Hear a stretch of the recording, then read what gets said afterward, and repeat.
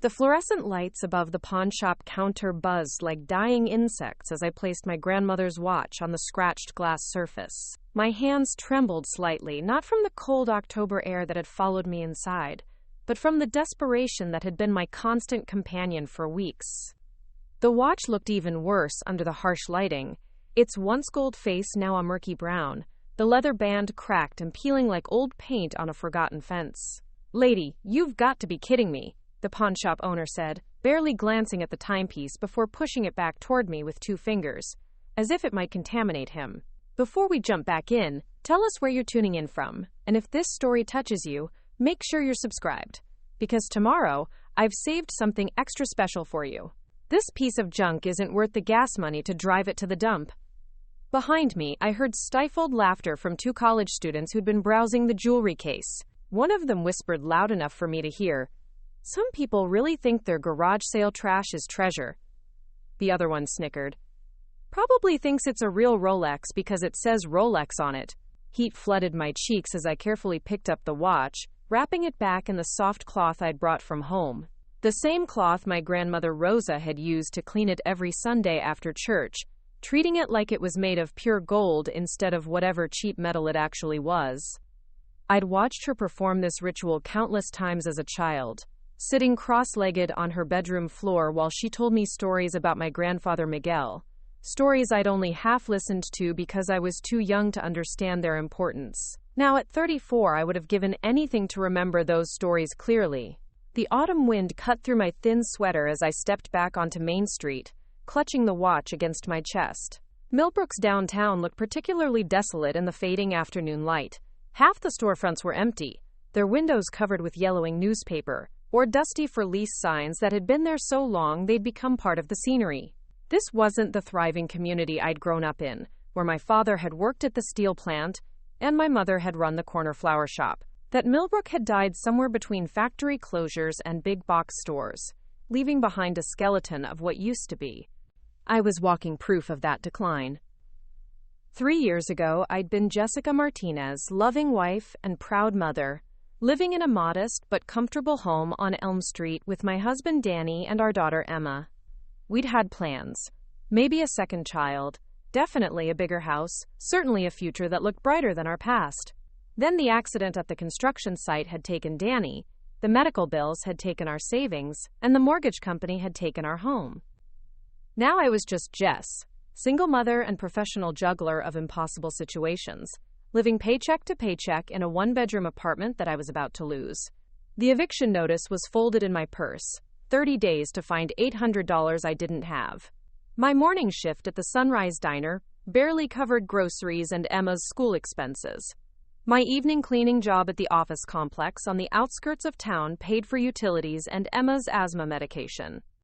There was nothing left over for rent increases or emergency expenses, or the kind of financial cushion that normal people took for granted. That's why I'd swallowed my pride and walked into Peterson's Pawn and Gold with my grandmother's watch. It was the only thing of potential value I owned, the only family heirloom that had survived the downsizing and apartment living and desperate yard sales that had marked the last 3 years. Rosa had left it to me specifically in her will, along with a cryptic note about remembering where we came from that I'd never fully understood. The watch had stopped working years ago, probably around the time Rosa passed. I'd tried taking it to the jewelry repair shop once, but they'd quoted me more money than I made in a week, so it had lived in my dresser drawer ever since, wrapped in that same soft cloth, a tangible connection to the grandmother who'd raised me after my parents died in a car accident when I was 12. Rosa Martinez had been a force of nature disguised as a 4'11" woman with silver hair and knowing eyes. She'd cleaned houses for wealthy families on the north side of town, saving every penny she could to make sure I had opportunities she'd never dreamed of. She'd insisted on speaking Spanish at home so I wouldn't lose my heritage, even though she spoke perfect English when she needed to. She'd made sure I understood that being poor didn't mean being worthless, that dignity wasn't something you could buy or sell. "Mija," she used to say while polishing that old watch, "this belonged to your grandfather, and it will belong to you someday. It's not about the money, it's about remembering who you are and where you come from." But right now, I needed it to be about money. Emma's asthma had been getting worse, and her new inhaler prescription wasn't fully covered by our insurance. The copay alone was $60, money I'd planned to take from our grocery budget until the eviction notice arrived. Now I was looking at choosing between keeping a roof over our heads and keeping my daughter breathing easily. It wasn't really a choice at all. I walked slowly toward Riverside Apartments, past the old courthouse with its peeling paint and broken clock, past the barber shop that had been closed for 2 years but still had its candy-striped poles spinning optimistically in the window. The late afternoon sun cast long shadows across the cracked sidewalks, and somewhere in the distance, I could hear the whistle of the freight train that still passed through town twice a day, carrying cargo to places with more opportunity than Millbrook could offer. Emma would be getting home from school soon, and I dreaded the conversation we'd need to have. How do you explain to an 8-year-old that mommy tried to sell great-grandma's watch but it wasn't worth anything? How do you tell your child that you might have to move again, to an even smaller place, maybe even to a shelter, if things got really bad? The apartment building loomed ahead of me, its red brick facade faded to the color of dried blood. The front steps were crumbling at the edges, and someone had spray-painted something illegible on the side wall that the landlord, Mr. Peterson, had never bothered to remove. This wasn't the life I'd imagined. Preparing and narrating this story took us a lot of time, so if you are enjoying it, subscribe to our channel. It means a lot to us. Now back to the story. Imagined when I was Emma's age, dreaming about my future while Rosa brushed my hair and told me I could be anything I wanted to be. But life has a way of reshaping dreams into survival, hope into desperation, plans into prayers. As I climbed the stairs to our second-floor apartment, the watch seemed to grow heavier in my pocket. It was more than just a broken timepiece now. It was a symbol of my failure to provide for my daughter, my inability to make something valuable out of the life Rosa had sacrificed so much to give me. The college student's laughter echoed in my memory, mixing with the pawnshop owner's dismissive snort and the growing certainty that I was running out of options. I paused at our door, key in hand, and took a deep breath. Whatever happened next, Emma needed to see strength from me, not defeat. She needed to believe that her mother could handle anything, even when that mother felt like she was drowning in problems that multiplied faster than solutions. The hallway smelled like cooking oil and disappointment, the same smell that had greeted me every day for the past year. But today, it also carried something else, the faint scent of hope, though I couldn't identify where it was coming from. Maybe it was just wishful thinking. Or maybe it was the memory of Rosa's perfume, the one she saved for special occasions and Sunday Mass. Inside the apartment, Emma was already at the kitchen table, her school backpack open, and homework spread across its surface. Her dark hair fell in waves around her face, just like Rosa's had, and she had that same determined expression when she concentrated that reminded me so much of my grandmother. It sometimes took my breath away. She looked up when I entered, her brown eyes bright, with the kind of curiosity that 8-year-olds possess in abundance. "Mom, Mrs. Patterson gave us a really cool assignment today," she said without preamble, her pencil hovering over a worksheet. "We have to interview someone about family history and write a report about something old that belongs to our family."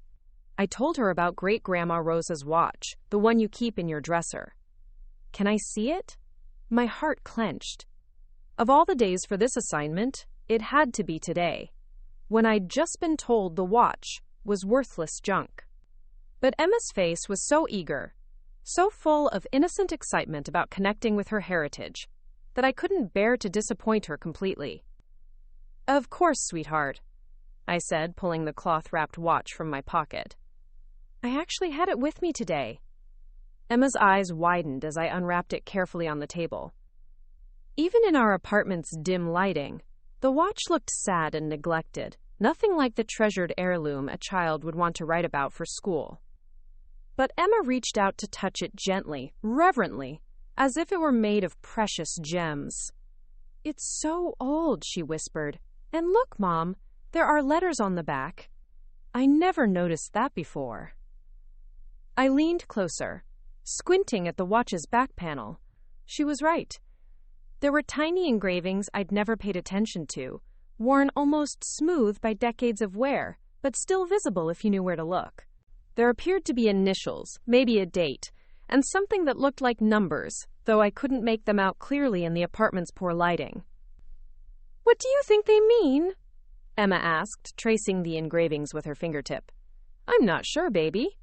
Great-Grandma Rosa used to tell me stories about this watch, about your great-great-grandfather Miguel, but I was young and I didn't pay attention the way I should have." The admission stung because it was true. I'd been so busy living my teenage life that I'd let Rosa's stories flow past me like water, never thinking they might be important someday. Emma picked up the watch carefully, holding it up to catch the light from the window. "Maybe we could ask someone who knows about old watches? For my report, I mean." Mrs. Patterson said we should try to find out as much as we can about our family treasures. Family treasures. If only Emma knew that her family treasure had just been laughed out of a pawnshop. But looking at her face so full of pride and curiosity, I couldn't bring myself to tell her the truth. Not yet. Maybe not ever. "That's a good idea," I said instead. "Maybe we can find someone who knows about old watches." The irony wasn't lost on me. I'd spent the afternoon trying to get rid of the watch, and now I was promising to help my daughter research it. But seeing Emma's enthusiasm reminded me of something Rosa used to say about the difference between price and value. Price was what something cost in a store. Value was what something meant to your heart. The watch might not have any price, but its value to Emma and to our family's story was something I'd been too desperate to recognize. That evening, after Emma had gone to bed with the watch carefully wrapped and placed on her nightstand for safekeeping, I sat at the kitchen table with a cup of weak tea and tried to figure out what to do next. The eviction notice lay beside me, its red lettering as threatening as ever. Emma's inhaler sat next to it, nearly empty, and representing another financial burden I couldn't meet. I thought about calling my friend Carol from the diner, but she had her own problems and no extra money to lend. I thought about asking for more hours at work, but both my jobs were already giving me as many shifts as they could. I thought about swallowing my pride and applying for assistance programs, but most of them had waiting lists months long. Mostly I thought about Rosa and the stories she'd tried to tell me about Miguel, about where our family had come from and what we'd survived. She'd been so proud of our heritage, so insistent that I understand we came from strong people who'd overcome impossible odds. Right now, I felt anything but strong. The watch ticked quietly on Emma's nightstand. Wait, that wasn't right. The watch was broken, had been broken for years. But I could swear I heard the steady rhythm of a timepiece marking the seconds, the sound I remembered from childhood nights when Rosa would let me sleep in her room, and the watch on her nightstand would lull me to sleep. I shook my head, chalking it up to stress and wishful thinking. Broken watches didn't suddenly start working, no matter how much you needed them to.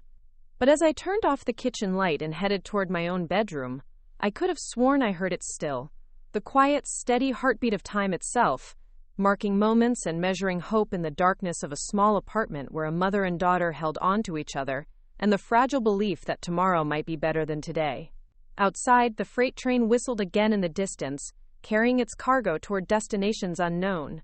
And somewhere in that sound, I thought I heard an echo of Rosa's voice, reminding me that the most valuable treasures are often the ones that look worthless to everyone else, and that sometimes the answers we need are hidden in the stories we forgot to listen to when we had the chance. The watch continued its impossible ticking through the night, keeping time in a world where time had become my enemy, counting down the days until eviction, until empty medicine bottles, until the moment when I'd have to choose between maintaining hope and accepting defeat. But for now, in the quiet darkness of our small home, it felt like Rosa herself was there, telling me once again that this wasn't about money. It was about remembering who I was and where I came from, even if I'd forgotten most of the details, even if the stories were buried under years of not paying attention, even if the watch looked like junk to everyone who saw it. It was still ours. It was still a connection to the grandfather I'd never met, and the grandmother who'd sacrificed everything to give me a better life. Tomorrow, I decided, I would start listening to those half-remembered stories. Tomorrow, I would try to understand what Rosa had been trying to tell me all those years ago. Tomorrow, I would find someone who could help Emma with her school report, and maybe, just maybe, helped me understand why a broken watch seemed to be keeping perfect time in a world where nothing else made sense. The thought followed me into sleep, mixing with dreams of Rosa's gentle hands polishing an old watch, while she told stories about love and loss, survival and strength, and the kinds of treasures that couldn't be bought or sold, but only passed down from one generation to the next, wrapped in soft cloth and carried in hearts that refused to give up hope. The morning arrived gray and unforgiving, matching the color of the overcast sky that stretched endlessly over Millbrook like a damp blanket. I woke to the sound of Emma coughing in her sleep, that familiar wheeze that meant her asthma was acting up again. The inhaler on my nightstand mocked me with its near emptiness, a plastic reminder of all the ways I was failing as a mother. 28 days left on the eviction notice. $47 in my checking account. One broken watch that my daughter believed held the key to understanding our family's history. The arithmetic of desperation never balanced in my favor. Emma stirred awake as I was getting dressed for my morning shift at the Sunrise Diner, her small face flushed with sleep, and the remnants of whatever dreams 8-year-olds have when their world feels uncertain. She reached immediately for the wrapped watch on her nightstand, unwrapping it with the careful reverence of a museum curator handling priceless artifacts. "Mom, I was thinking about Great-Grandma Rosa's stories," she said, her voice still thick with sleep. "You said she told you about Great-Great-Grandpa Miguel. Do you remember anything else? Anything at all?" I sat on the edge of her bed, smoothing her tangled hair away from her face. The truth was, I remembered fragments. Pieces of stories that had seemed unimportant when I was 17, and convinced I knew everything about everything. Rosa had tried so many times to tell me about Miguel, about how he'd come to own the watch, about why it mattered to our family's legacy. But teenage me had been more interested in boys and friends, and planning my escape from small-town life, than listening to what seemed like ancient history. "I remember she said he was very brave," I told Emma, which was true, if incomplete. "And that the watch was given to him by someone important, someone he helped during the war. But baby, I'm sorry I don't remember more details. I wish I had listened better when I was young." Emma nodded solemnly, turning the watch over in her small hands to examine the worn engravings on the back. "That's okay, Mom. Maybe we can find out more together. Mrs. Patterson said the best family history projects are the ones where we discover things we didn't know before." The innocence in her voice broke something inside me. Here she was, excited about uncovering family secrets, while I was calculating whether we'd have enough money for groceries after paying for her new inhaler prescription. The weight of adult responsibility felt heavier than usual that morning, pressing down on my shoulders like a physical burden. I kissed her forehead and headed for the kitchen to make breakfast, which consisted of the last 2 eggs in the refrigerator and a piece of toast from bread that was approaching its expiration date. The coffee maker gurgled to life, producing the weak brew that had become my morning ritual. More brown water than actual coffee, but containing enough caffeine to get me through the early hours at the diner. The morning news played quietly on the small television in the corner, its volume turned low so it wouldn't wake Emma further. Another story about rising healthcare costs. Another segment about small towns struggling to survive economic downturns. Another reminder that people like me were becoming increasingly invisible in a world that moved too fast to notice when someone was drowning. I wrapped Emma's breakfast in foil for her to eat before school, and left her with strict instructions about her inhaler and when to use it. The October air had a bite to it that promised winter was coming early, and with it, heating bills I couldn't afford, and the increased likelihood that Emma's asthma would worsen. Everything felt interconnected in the worst possible way, each problem feeding into the next, like a snake eating its own tail. The walk to the Sunrise Diner took 15 minutes, 15 minutes of rehearsing conversations I might have with my landlord, with Emma's doctor, with anyone who might be willing to work out payment plans or offer extensions, or show mercy to a single mother whose luck had run out years ago. The streets were mostly empty at this hour, just a few early commuters heading to jobs that probably paid enough to cover their basic needs without requiring mathematical miracles. The diner's neon sign flickered weakly in the morning gloom, advertising best coffee in town, to a town that had maybe 3 places that served coffee. Inside, the familiar smell of bacon grease and commercial disinfectant welcomed me into another day of carrying heavy plates and forcing smiles while my personal world crumbled around the edges.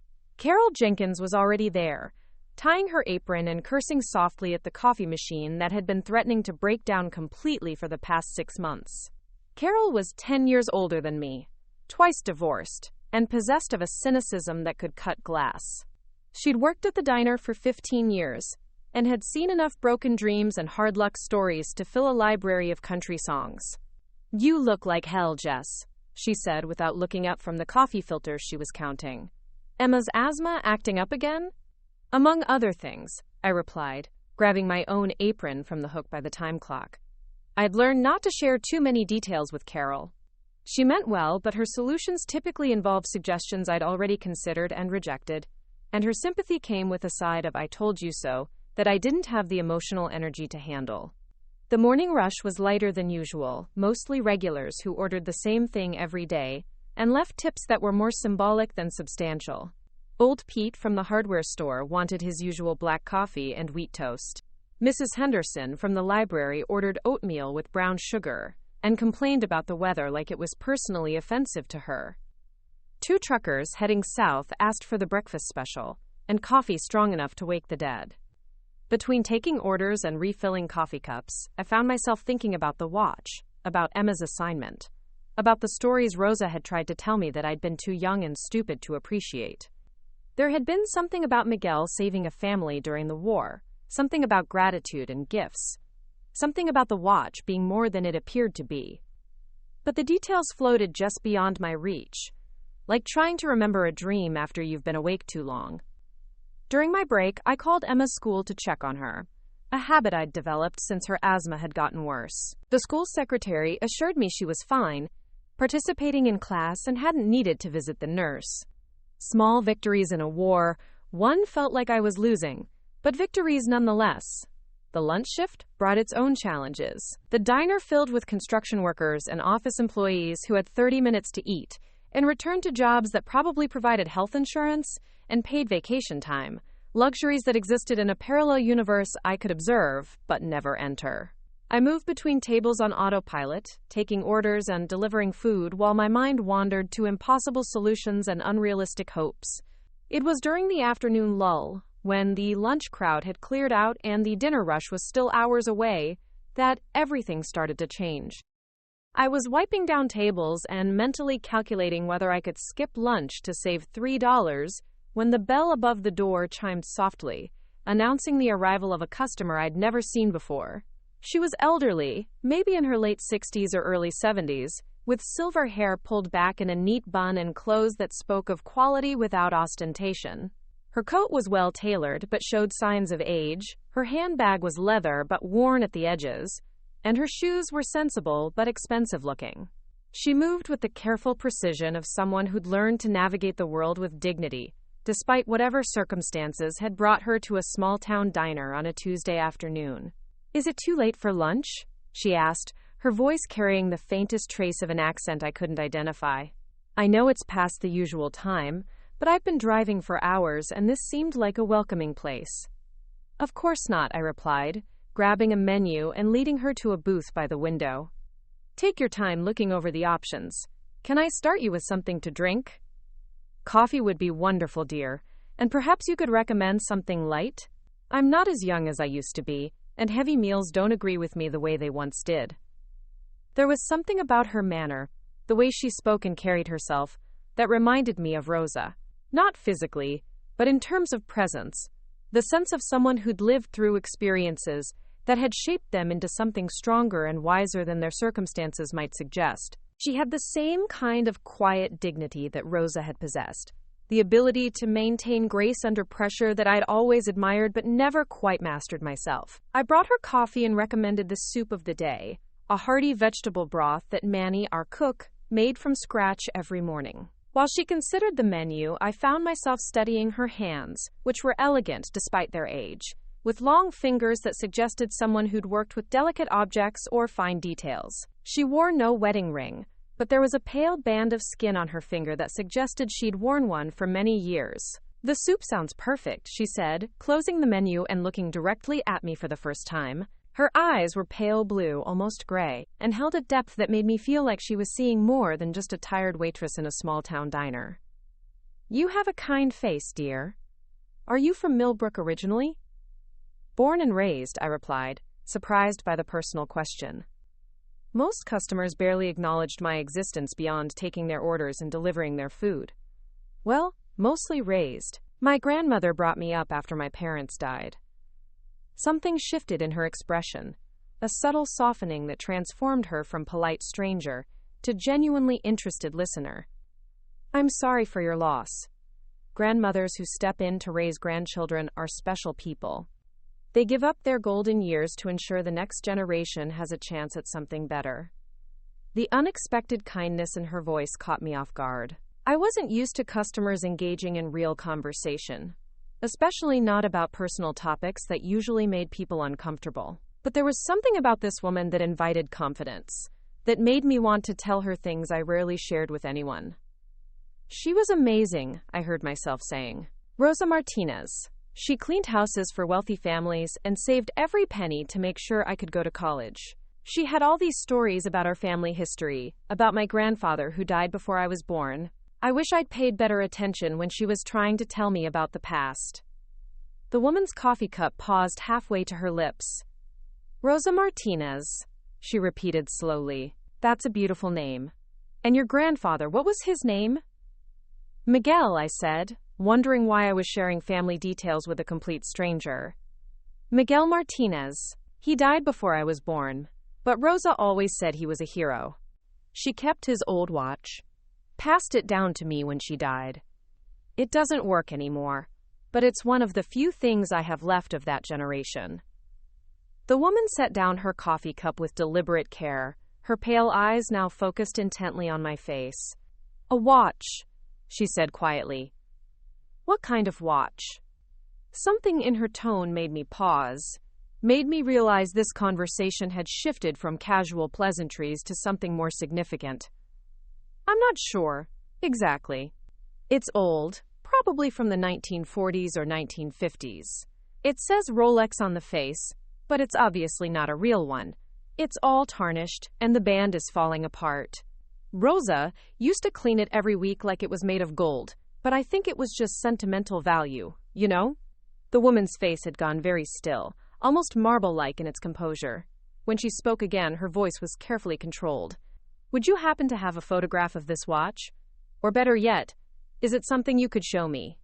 I have some experience with vintage timepieces, and sometimes what appears to be costume jewelry or reproductions can surprise you." My heart started beating faster, though I couldn't say exactly why. "I don't have it with me," I said slowly. "It's at home. My daughter is doing a school project about family history, and she's been examining it, trying to figure out what the engravings on the back mean." "Engravings," the woman repeated, and I could swear her hands trembled slightly as she reached for her purse. "Dear, would you mind terribly if I asked you a rather unusual favor? I'm staying at the motel on Route 9 tonight, and I was wondering if there might be any chance you could bring the watch by this evening? I'd be happy to compensate you for your time, and I might be able to help your daughter with her research project." The request was strange enough that under normal circumstances I would have politely declined. Taking family heirlooms to motels to show strange women was not the kind of decision that responsible single mothers made. But something about her manner, the genuine interest in her voice, the way she'd listened to my story about Rosa, made me consider the possibility. More than that, there was the practical consideration that Emma needed help with her project. And this woman clearly knew more about vintage watches than I did. If she could provide some information that would help Emma understand her great-great-grandfather's story, wouldn't I be doing my daughter a disservice by refusing? "I suppose I could stop by after my shift ends," I said carefully. "What room are you in?" She reached into her purse and pulled out a business card, though she covered part of it with her thumb as she handed it to me. "Room 12 at the Millbrook Motor Lodge. Would 8 o'clock be too late?" "I'm an early riser, but I understand you have responsibilities." I looked at the card, which simply said Margaret Thompson with a phone number. No business name, no indication of what kind of experience she had with vintage watches, but something about the quality of the cardstock and the understated elegance of the typography suggested someone with more resources than the average motel guest. 8 o'clock should be fine, I said. Mrs. Thompson, may I ask what kind of experience you have with old watches? I don't want to waste your time if this really is just a worthless old timepiece. Margaret Thompson smiled, and for the first time since she'd entered the diner, her expression held something that might have been excitement mixed with sadness. Dear, in my experience, the things that look most worthless are often the ones with the most interesting stories. Your grandmother sounds like she was a wise woman who understood the difference between price and value. I'd very much like to honor her memory by helping you and your daughter understand what she was trying to preserve. After she paid for her lunch and left a tip that was more generous than necessary, I found myself staring at her business card and wondering what I'd just agreed to. The rational part of my mind insisted this was probably a dead end, that I was setting myself up for disappointment by hoping an old broken watch might somehow be more than it appeared. But the desperate part of my mind, the part that had been backed into an increasingly small corner by circumstances beyond my control, whispered that maybe, just maybe, this was the miracle I'd been praying for without admitting I was praying. The rest of my shift passed in a blur of routine tasks complicated by persistent thoughts about the evening ahead. When Carol asked why I seemed distracted, I made vague comments about Emma's school project and left it at that. Some instinct told me to keep the details of my encounter with Margaret Thompson to myself, at least until I knew more about what she might be able to tell me. Walking home through the late afternoon shadows, I felt something I hadn't experienced in months.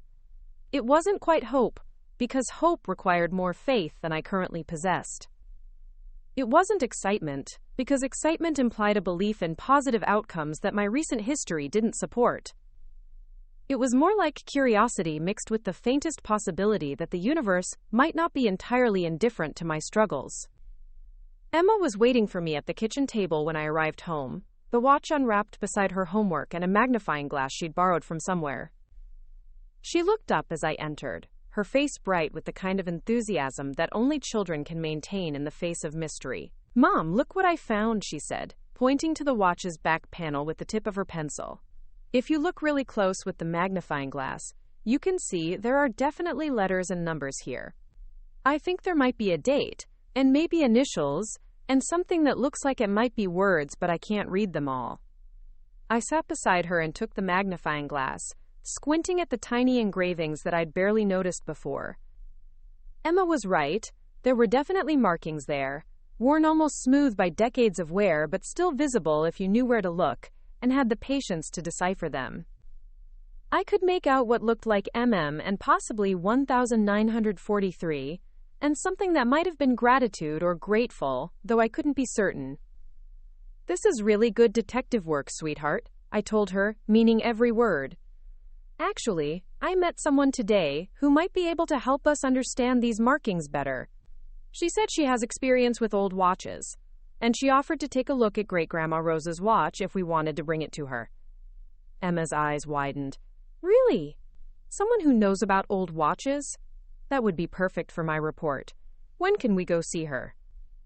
I explained about Margaret Thompson and her request to see the watch that evening, watching Emma's excitement build as she realized we might actually be able to solve some of the mysteries surrounding our family heirloom. Her enthusiasm was infectious, and for the first time in weeks, I felt like we were working towards something positive, instead of just trying to avoid something catastrophic.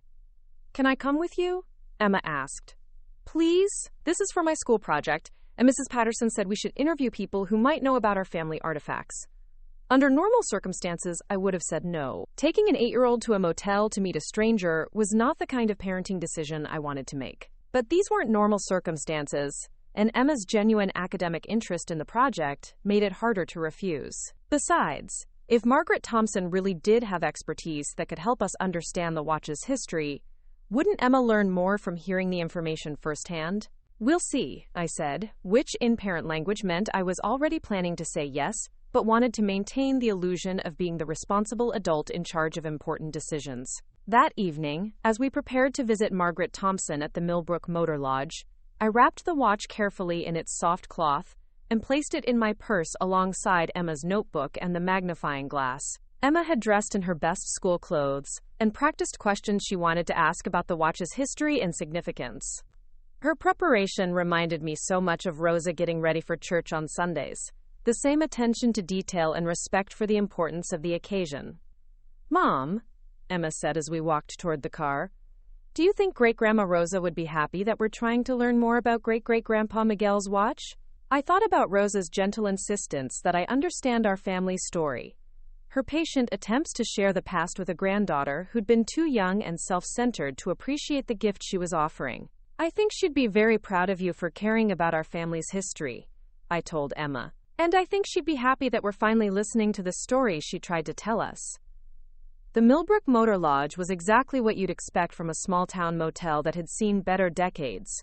Clean but tired, functional but not fancy. The kind of place where traveling salesmen and displaced families stayed when they needed shelter more than luxury. Room 12 was on the ground floor, and when I knocked on the door at exactly 8 o'clock, Margaret Thompson answered immediately, as if she'd been waiting by the window. "Mrs. Martinez," she said, and I realized I'd never told her my last name. The observation filed itself away in my mind, alongside other small details that didn't quite fit the picture of a random encounter between strangers. "And you must be Emma. Your mother told me you're working on a school project about family history." Emma stepped forward with the confidence of a child who'd been taught to be polite to adults and shake hands properly. "Yes, ma'am. I'm trying to learn about my great-great-grandfather Miguel and his watch. Mom said you might be able to help us understand what the engravings mean." Margaret Thompson's motel room was impeccably neat, with personal items arranged precisely on the dresser and a small traveling case open on the bed, revealing what looked like jeweler's tools and magnifying equipment. This wasn't the setup of someone who'd casually offered to help with a school project. This was the workspace of someone who'd come prepared for serious evaluation. "Please, sit down," she said, gesturing toward the room's 2 chairs. "Would you like something to drink? I have bottled water and some tea bags I brought with me." As we settled into the chairs and Emma pulled out her notebook, I unwrapped the watch and placed it on the small table between us. Under the bright light of the motel room's overhead fixture, it looked even more battered and worthless than it had in my apartment. Its tarnished case and cracked crystal face telling a story of decades of wear and neglect. But Margaret Thompson's reaction was anything but dismissive. She leaned forward immediately, her pale eyes fixed on the watch with an intensity that made the air in the room feel charged with possibility. When she spoke, her voice was barely above a whisper. "Dear God," she said, "after all these years." The collision between my shoulder and the concrete sidewalk sent shock waves through my entire body, the paper bag with Emma's inhaler refill flying from my hands and scattering its precious contents across the wet pavement. I had been rushing, again, always rushing between the pharmacy and home, between one crisis and the next, between moments of barely managing and complete disaster. The teenager on the skateboard who'd clipped me didn't even slow down, just shouted something that might have been an apology over his shoulder as he disappeared around the corner of 5th and Main. I scrambled to gather the medication bottles and receipts that had spilled across the sidewalk, my knees scraping against the rough concrete as I reached for Emma's inhaler that had rolled dangerously close to the storm drain. The plastic prescription bottle was cracked but intact, thank God, because replacing it would have required another $60 copay that I absolutely did not have. My hands were shaking as I checked each item, making sure nothing had been damaged beyond use, calculating the financial disaster that would have resulted from losing Emma's medication to a moment of clumsiness and bad timing. "Miss, are you hurt?" The voice belonged to someone I couldn't immediately see, blocked as my view was by the paper bag I was trying to reconstruct from its scattered remains. But the tone was gentle, concerned, tinged with an accent that suggested education and refinement, rather than the casual indifference I'd grown accustomed to from most people in Millbrook who witnessed other people's struggles.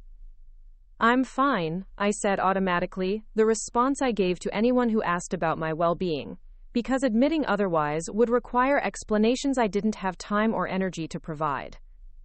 Just clumsy, I guess.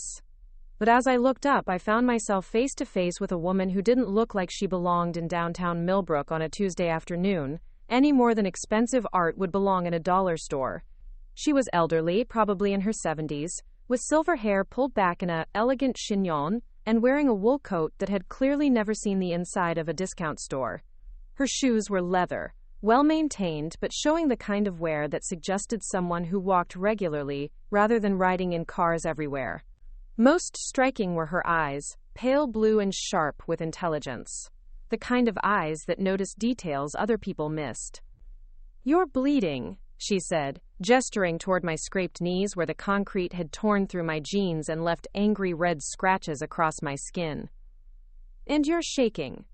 That was quite a tumble. I glanced down at my knees, surprised to see she was right. In my panic about Emma's medication, I hadn't even noticed the sting of scraped skin, or the fact that my hands were trembling with adrenaline and embarrassment. The blood wasn't serious, just surface scratches that would heal in a few days, but the shaking was harder to explain away as simple clumsiness. "It's nothing," I said, climbing to my feet and attempting to brush the dirt and moisture from my jeans. "Really, I'm fine." Just wasn't watching where I was going. The woman studied me with those intelligent eyes. Taking in details I probably didn't realize I was broadcasting. The second-hand coat that didn't quite fit properly, the shoes that were holding together through strategic applications of superglue and hope, the way I clutched the prescription bag, like it contained something more precious than medicine, the way my voice caught slightly when I insisted everything was fine. The telltale signs of someone for whom nothing had been fine for a very long time. "Would you mind if I suggested we sit for a moment?" she asked, gesturing toward a bench outside the old First National Bank building that had been empty for 3 years but still maintained its granite steps and brass fixtures like monuments to Millbrook's more prosperous past. "I've been walking for quite a while and I could use a rest. Perhaps you could join me?" There was something in her manner that made refusal difficult. Not because she was pushy or demanding, but because she asked with the kind of courtesy that assumed the best of people rather than expecting the worst.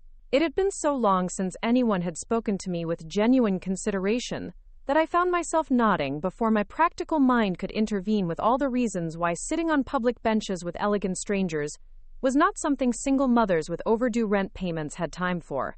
The bench was cold against my back and I could feel the autumn chill seeping through my inadequate jacket as we sat in companionable silence for a few moments. The woman seemed content to simply observe the quiet afternoon street, watching the occasional car pass and the few pedestrians who ventured out despite the gray sky's promise of rain. There was something restful about her presence, as if she carried with her a bubble of calm that extended to anyone sitting nearby. "I'm Margaret," she said eventually, turning slightly to face me with a smile that transformed her distinguished features into something warmer and more approachable. "Margaret Thompson.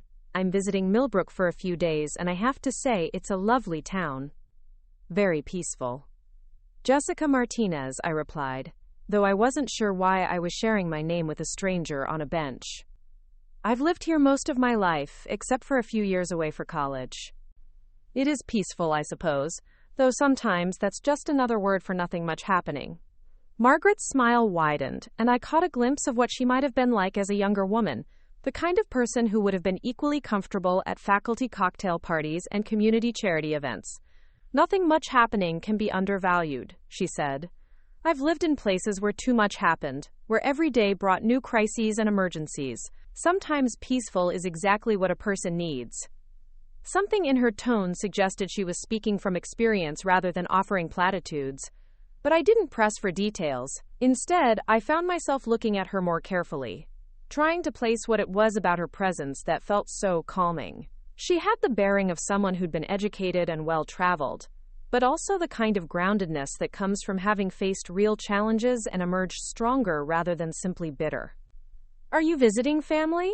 I asked, making conversation partly out of politeness and partly because I was curious about what would bring someone like her to a town like ours. "In a way," Margaret said, her expression becoming more thoughtful. "I'm looking for someone, actually. Or rather, looking for information about someone. A family that might have lived here, or might still live here. It's something I've been meaning to do for a very long time." There was something wistful in her voice that made me think of Rosa. of the stories my grandmother had told about people and places that existed more in memory than in present reality. "Millbrook's not very big," I said. "If it's a family that's been here for any length of time, someone probably knows them. The Historical Society keeps pretty good records, and Mrs. Patterson at the library knows everyone who's lived here for more than 5 minutes." Margaret nodded, pulling a small notebook from her purse and consulting what appeared to be handwritten notes. "The name is Martinez," she said. "I'm looking for descendants of a man named Miguel Martinez, who would have been a veteran of World War II. He might have settled here after the war, or his family might have moved here later." The words hit me like a physical shock, so unexpected that for a moment I wondered if I'd misheard, or if my stressed mind was creating connections that didn't actually exist. Miguel Martinez, World War II veteran, family that might have moved to Millbrook. The grandfather I'd never met, whose stories Rosa had tried so hard to share with me, whose watch was sitting in my dresser drawer at home, tarnished and broken but treasured, because it was one of the few connections I had to that generation of our family. "Miguel Martinez," I repeated slowly, my voice sounding strange in my own ears. "Why are you looking for his family?" Margaret's pale eyes sharpened with interest, and I saw her grip her notebook more tightly. "Do you know the name? Do you know anything about Miguel Martinez?" I felt like I was standing at the edge of a cliff, about to step into empty air with no idea whether I would fall or fly. Everything about this moment felt surreal, from the elegant stranger asking about my grandfather, to the way the gray afternoon light seemed to have suddenly become more focused, more intense. "He was my grandfather," I said quietly. "My great-grandfather, actually. He died before I was born, but my grandmother Rosa used to tell me stories about him. She said he was a hero during the war, that he helped people and saved lives. She kept his watch, passed it down to me when she died." Margaret's notebook slipped from her fingers and clattered onto the concrete at our feet. Her face had gone very still, almost marble-like in its composure, and when she spoke, her voice was barely above a whisper. "His watch," she said. "What kind of watch?" The question felt loaded with significance I didn't understand, but I answered anyway, drawn forward by something in her expression that suggested this conversation was about to become the most important one I'd had in years. "It's old, from the 1940s, I think. It says Rolex on the face, but it's obviously not a real one. It's all tarnished and the band is falling apart. Rosa used to clean it every Sunday like it was made of gold, but I think it was just sentimental value. It stopped working years ago." Margaret bent to retrieve her notebook, but her movements were careful and deliberate, as if she was afraid that sudden motions might shatter whatever fragile magic had brought us to this moment. When she straightened, her eyes were bright with unshed tears. "Mrs. Martinez," she said, and there was something ceremonial in the way she spoke my name, as if it carried weight beyond simple identification. "I have been looking for you and your family for over 40 years. The statement hung in the air between us like smoke, visible but impossible to grasp completely. I felt my heart rate accelerate, a mix of excitement and apprehension that made my scraped knees sting more sharply and my hands resume their earlier trembling. "I don't understand," I said, though part of me was beginning to, fragments of Rosa's stories suddenly clicking into place like puzzle pieces that had been scattered for decades. Margaret opened her notebook and withdrew a photograph, black and white and clearly very old. She handed it to me with the care of someone handling a religious artifact. "This is my family in 1943, she said. "I'm the little girl standing next to my father. The man in uniform standing behind us is your great-grandfather, Miguel Martinez." I stared at the photograph, trying to reconcile the young soldier in the picture with the stories Rosa had told me about Miguel's courage and kindness. He looked so young, barely older than I was now, but there was something in his posture and expression that suggested someone who'd already seen and done things that would shape the rest of his life. "I don't understand," I repeated, but Margaret was already reaching into her purse for more photographs, more documents, more pieces of a puzzle I didn't even know existed. "Your great-grandfather saved my family's lives," she said simply. "We were Jewish refugees trying to escape Nazi Germany, and Miguel's unit found us hiding in a bombed-out building near Munich. Most soldiers would have moved on, left us to fend for ourselves. But Miguel convinced his commanding officer to help us reach safety, even though it delayed their own mission, and put his men at additional risk." She handed me another photograph, this one showing a group of people in what appeared to be a refugee camp or temporary shelter. I could see a younger version of Margaret among the faces, and there, unmistakably, was Miguel in his American uniform, standing with a group of soldiers and civilians. We traveled together for 3 weeks, Miguel's unit escorting my family and several other refugee families toward the Swiss border. My younger brother was sick with pneumonia, my mother was pregnant, and my father had been beaten by SS officers. We were more burden than asset, but Miguel never complained, never suggested that helping us was slowing down their military objectives. Margaret's voice was steady, but I could hear decades of emotion beneath the careful control. When we reached safety, my father wanted to give Miguel something to remember us by, something that would carry our family's gratitude for what he'd done. The only valuable thing we'd managed to carry out of Germany was my grandfather's watch, a Rolex that had been in our family for generations. I felt the world shift slightly on its axis, understanding beginning to dawn like sunrise over a landscape I'd never seen clearly before. "The watch," I whispered. "Your great-grandfather tried to refuse it," Margaret continued. "He said he was just doing his job, that any decent person would have done the same thing. But my father insisted. He had the back engraved with Miguel's initials and the date we reached freedom, along with a message in German that translates to, quote, 'with eternal gratitude.'" She leaned forward, her pale eyes intense with memory and emotion. "Mrs. Martinez, the watch your grandmother treasured, the watch that's sitting in your dresser drawer right now, is the same watch my grandfather carried through 2 wars, the same watch my father gave to Miguel Martinez in 1943 as thanks for saving our lives." The pieces were falling into place now, Rosa's stories about Miguel's heroism suddenly making sense in ways they never had before. The watch that had seemed like a cheap imitation, the engravings I'd never been able to read clearly, the way Rosa had treated it like it was more precious than gold, even though it looked worthless to anyone who didn't know its history. "But why were you looking for us?" I asked. "I mean, it's been so many years." Margaret smiled, and for the first time since I'd met her, she looked her age, the weight of decades visible in the lines around her eyes. "Because gratitude doesn't have an expiration date," she said simply. "Because my family survived the war and built good lives in America, and every success we achieved was possible because of what Miguel did for us. Because I've spent 40 years wanting to thank his descendants properly, and I never had the resources or information to find you until recently." She reached into her purse again, this time withdrawing a business card that looked expensive and official. "Margaret Thompson," it read, "Senior Appraiser, Heritage Auctions, with addresses in New York and Dallas." "I'm retired now," she explained, "but I spent 30 years working with antiques and historical artifacts. When my circumstances allowed it, I started researching what had happened to the American soldiers who helped us escape, trying to find a way to express our family's gratitude properly." I stared at the business card, trying to process the implications of what she was telling me. Margaret Thompson wasn't just an elegant stranger who'd happened to be in Millbrook on the day I fell on the sidewalk. She was a professional appraiser who'd been actively searching for my family, carrying documents and photographs and decades of gratitude that were somehow about to intersect with my desperate need for solutions to problems that had seemed unsolvable just an hour ago. "Mrs. Martinez," Margaret said gently, "would it be possible for me to see the watch?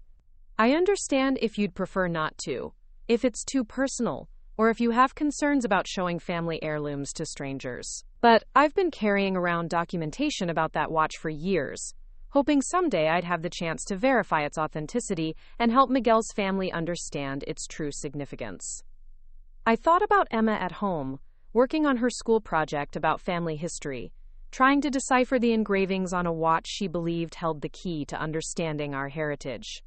I thought about the eviction notice folded in my purse, the impossible mathematics of making ends meet on wages that barely covered survival, the way hope had become a luxury I couldn't afford.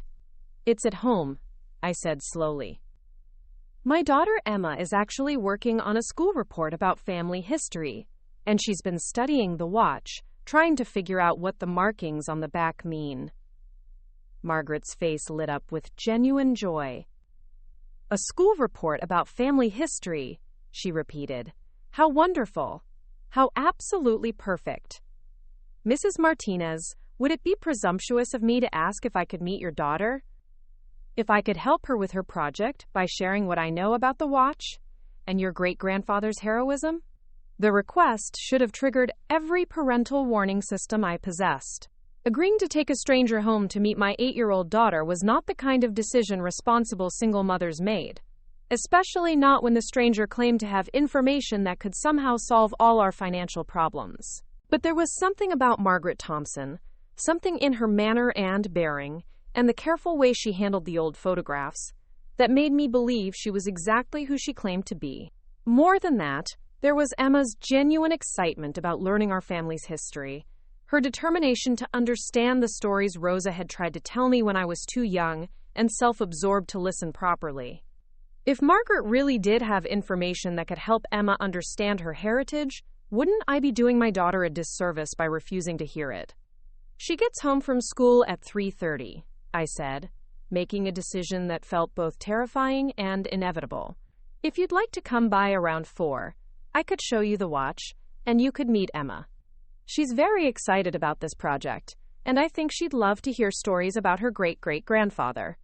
Margaret smiled, the expression transforming her distinguished features into something that reminded me powerfully of Rosa, the same warmth and wisdom that had made my grandmother such a stabilizing force during my chaotic teenage years. I would be honored, she said simply. Mrs. Martinez, I want you to know that meeting you today, discovering that Miguel's family is alive and well, has been one of the most meaningful experiences of my life. For 40 years, I've carried the weight of unpaid gratitude, wondering what happened to the man who saved my family's lives. Today, finally, I feel like I might be able to honor that debt properly. As we exchanged contact information and arranged the details of our afternoon meeting, I found myself thinking about Rosa and the stories she'd tried so hard to share with me.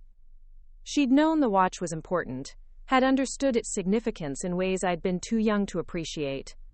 She'd tried to tell me that we came from people who did extraordinary things, who made choices that mattered beyond their immediate circumstances. Margaret Thompson stood to leave, gathering her notebook and photographs with the careful precision of someone who understood that historical artifacts required special handling. Mrs. Martinez, she said, before I go, I want you to know that the watch your grandmother treasured is not a reproduction or imitation.